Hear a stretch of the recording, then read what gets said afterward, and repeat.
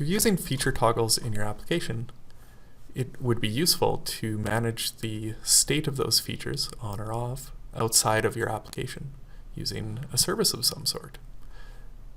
Azure App Configuration happens to do just that. Let's mash on that.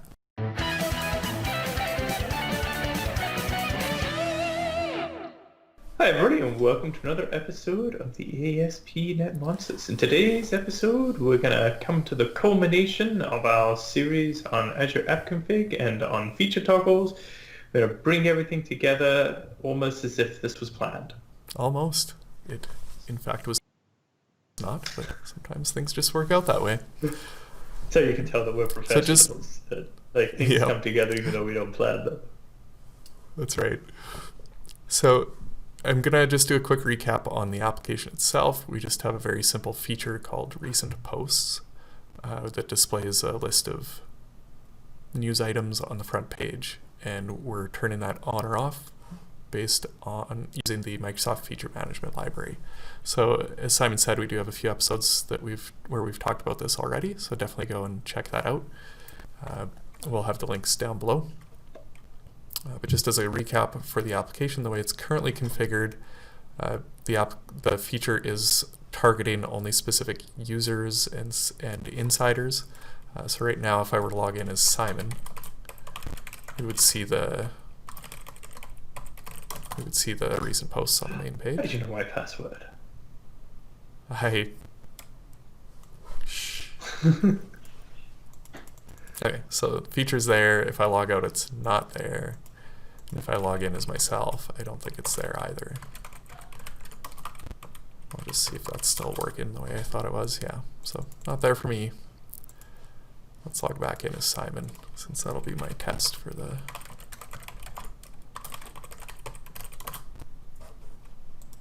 Okay. Simon gets the feature. Cool. Now let's look at tying this into the Azure App Configuration service that Simon walked us through earlier, where we were just using it for like standard configuration settings. First thing we need to do is reference that NuGet package. So that's Microsoft.Azure.AppConfiguration.ASP.NET Core. We'll install that. And then once we have that installed, we need to go over to program.cs, and we need to just tell Asp.NET Core that when you're loading configuration, also look for values within Azure App Config. So that is, by default, it does all those things that we normally expect, loading things from environment variables and the app.config and user secrets when we're doing local development. So here we're just telling it also go and grab settings from Azure App Config, and we connect it to, here we're loading the connection string from connection strings app config. I'm going to put that in my app settings.json. That might be from an environment variable when you have it deployed and running, and then we just tell it use feature flags. So now that I've told it to do that, I need to go and grab a connection string. So I've already created, I think. Yep, it says my deployment's complete. So within this resource group here, I have an instance of Azure App Configuration. I just created it, so there's nothing in here yet. If I look at my Configuration Explorer, it should just be empty. And if I go to access keys here, I can go and grab my connection string. So we'll go and put that in app settings here under connection strings. App config, I believe it was called.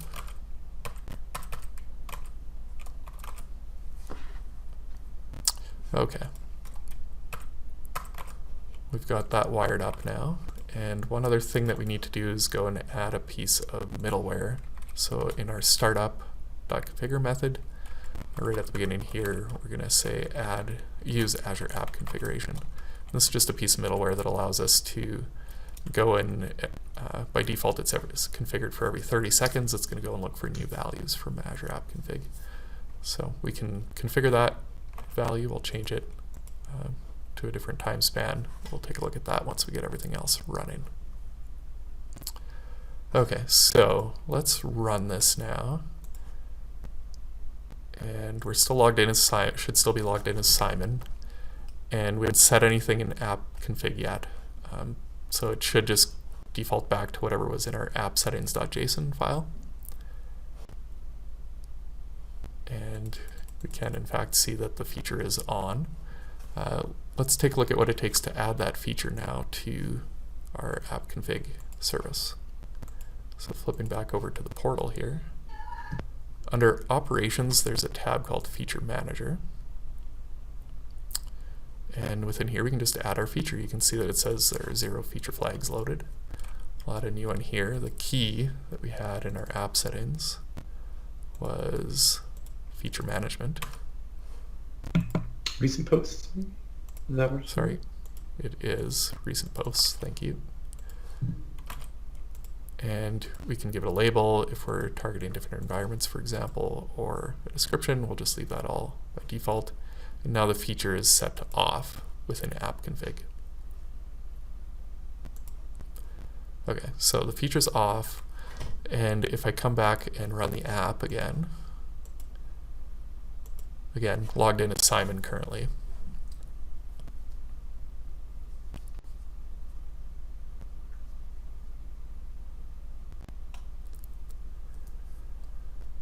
Oh, the feature's still on, which I didn't really expect at first, but after thinking about it for a little bit, I guess it sort of makes sense. So just based on how app settings get kind of combined as you add different configuration builders to your configuration source for Asp.NET Core or .NET Core apps, it's loading my app settings.json first. And within my app settings.json, I have this targeting filter defined. And over in app settings, or in app config, I just have it set to off. If I had defined another targeting filter, it would override what I have here defined in my app settings. But in this case, I think what's happening is that I end up with it set to off, and then also have this targeting filter. So it's going to be off if the targeting filter maybe doesn't apply. But there's kind of some weird stuff going on there, so it's just something to be aware of, that the way those settings get merged when you have settings locally might not be what you expect. So it might be safer if you're using app config to actually remove this section from your local file, just to make sure that you're actually getting what's in. It should eliminate some confusion. Yeah. And I know that what I do is that I have like a development Azure App Config set up, which our development or developers point at, and that way they can set up labels and change things for themselves just there instead of in their local configuration settings. Makes sense. Okay, so now logged in as Simon, I would expect the feature definitely to be turned off. And okay, so it is off. And now we're going to flip back to the portal, and I'm going to turn the feature on. And the default here I'd said before was, I think, 30 seconds. So within 30 seconds, I would expect the app to go and check for new settings, and it should be on. So right now it's off. And now we have 30 seconds to kill. So this is usually where Simon starts a killer joke. Okay, I have one here, which is how do billboards talk to each other? They use sign language. That's good. And excellent time. Used up about 30 seconds. Yeah, that was perfect. So now the feature's on. But that's just the very basic on-off toggle state of a feature. And with the previous episodes, we were dealing with feature filters. So we can do that in here too. So at the bottom, you can add filters. I can say a percentage filter, for example. And you need to go and set parameters for those. So the percentage filter had a parameter called value. You could tell it how often you want it to be on versus off. So here we're saying 50% of the time we want it on. And if I apply that, okay, it should be updated. And I run the app now, I would expect to see about half of the time I view the page, the feature will be there.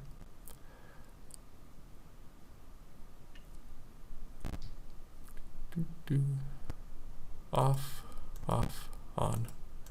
On, off, on, off. Looks like about 50%, so that appears to be working. Now, to test out something a little more complicated, we had this targeting filter previously, which has a much more complicated parameter of the audience, where we define a list of users and a list of groups.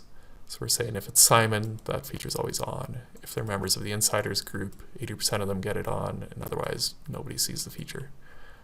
So let's just see what it would take to put this one in there. See if this even works.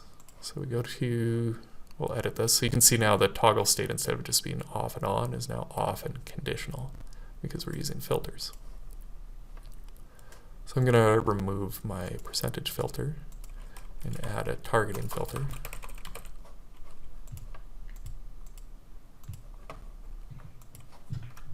And the parameter here was audience. And I'm hoping that what I can do is actually just copy this little block of JSON here and put all those parameters in it for that audience value. So we'll apply that. And now hopefully this should all work just like it did at the beginning when I demoed and we had all those settings locally in the app settings.json. So logged in as Simon, he should get the feature. That indeed Logged looks out. good. Oh, look at Logged that. out, you don't get it, and logged in as myself.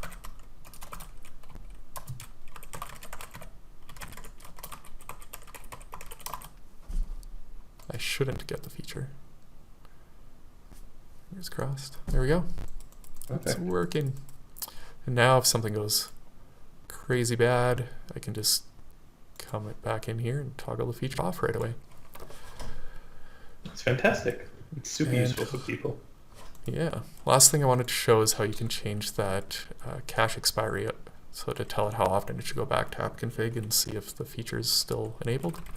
So with the use feature flags here, we can configure options. I would need to stop the application.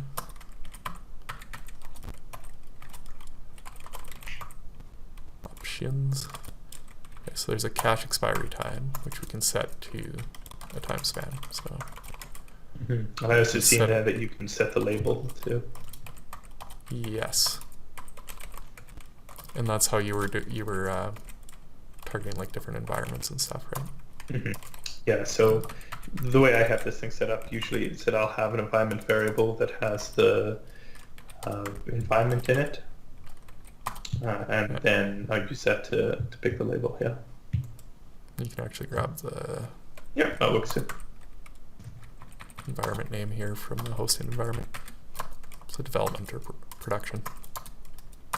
So you could set it really low, although I believe Simon, you were saying that the way this is built out, it's based on how often you call app config. Yeah, so the free tier is I think 1,000 calls an hour, and then there's a paid tier which is above that. I might be wrong. It might be 1,000 calls a day. I think it's 1,000 calls a Okay. day to it. So checking every second, probably bad for performance and for your Azure bill. Something like I 5 mean, minutes to, or a few yeah, minutes. to the might tune be of like reasonable. $30 a month. It's bad for your Azure bill. Well, it depends on the organization. It can be a make it or break it on whether or not you can use the service. Oh, it's so true. Yep. So that's it. That's managing your feature flags using the Azure App Configuration service. Fantastic. Well, thanks everybody for joining us on our adventurous romp through Azure App Config and through feature flags.